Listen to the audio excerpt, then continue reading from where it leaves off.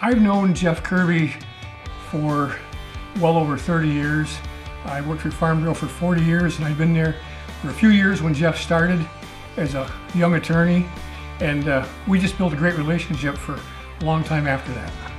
I first met Jeff, it would have been in about 1990, when I left working in the legislature and was hired to come as a lobbyist at the Farm Bureau. Jeff was the counsel at the time, and Bruce Hawley was the administrator. I think the qualities that made him a good attorney made him a great administrator. You know, he's patient, he's thorough, very complete with things, very hardworking. You know, in that role, of course, that's the guy who has to keep the train on the tracks, and all the details of making the organization run, the sort of Wizard of Oz piece behind the scenes, you know, and he was great at it because he was very focused and very dedicated. Jeff really believed in New York Farm Bureau. I'm sure he still believes in New York Farm Bureau. He believed in its members, in its mission, and what it needed to do to succeed. Agriculture for Jeff, I think, is key to his central view of New York and what we are as a state and what we needed to have as a state. That agriculture is, you know, essential to everything that we need to do, you know, as an organization, but also as a community within New York. The Farm Bureau is still the most respected agricultural organization in the state, and it is still the preeminent lobbying organization in the state, and that's thanks to Jeff's ability to keep the finances together, keep the organization together, so that it can continue on into the future. So I think his biggest legacy was kind of coming through some very uncertain times. Jeff has never changed much. He's been persistent, he's been diligent, he's always worked hard, he's been thorough. He always has cared about the members. He's always cared about the staff.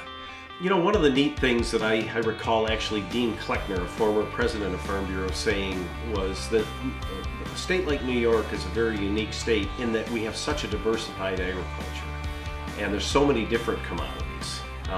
Sure, dairy is the largest, but there are a lot of very strong commodity sectors. And one of the greatest things about the Farm Bureau, and Jeff was very instrumental in keeping this going, was the coordination among the commodities. If dairy needed a lift, the grape growers were there to help.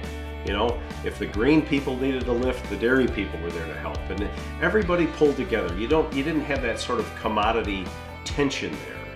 And Jeff was very good also at the board level and the staff level of reminding us of that and keeping us, you know, focused on the entire industry. And it was a very rewarding experience to see all of agriculture come together in support of whoever needed that at the time.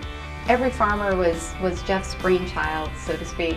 He brought the idea back after attending a conference and thought it would be very important to put together kind of that message for our members, but also for the New York community, in the sense that not Farm Bureau needs every farmer, but also that every farmer needs Farm Bureau, and that without each other, without, you know, the farmer and the organization, we would not have success. And that was the message with that video, which won an award from American Farm Bureau Federation because of its quality, because of its message, and because of the vision behind it. So Jeff's FFA experience started a long time ago when he was a state FFA officer, long before I knew him, but he always was very supportive of 4-H and FFA, whether it was the golf tournament or sponsorship or whatever. It was really a pleasure working with Jeff to go ahead and support those organizations, including Camp Oswegatchie. And so Jeff was a longtime FFA and 4-H supporter.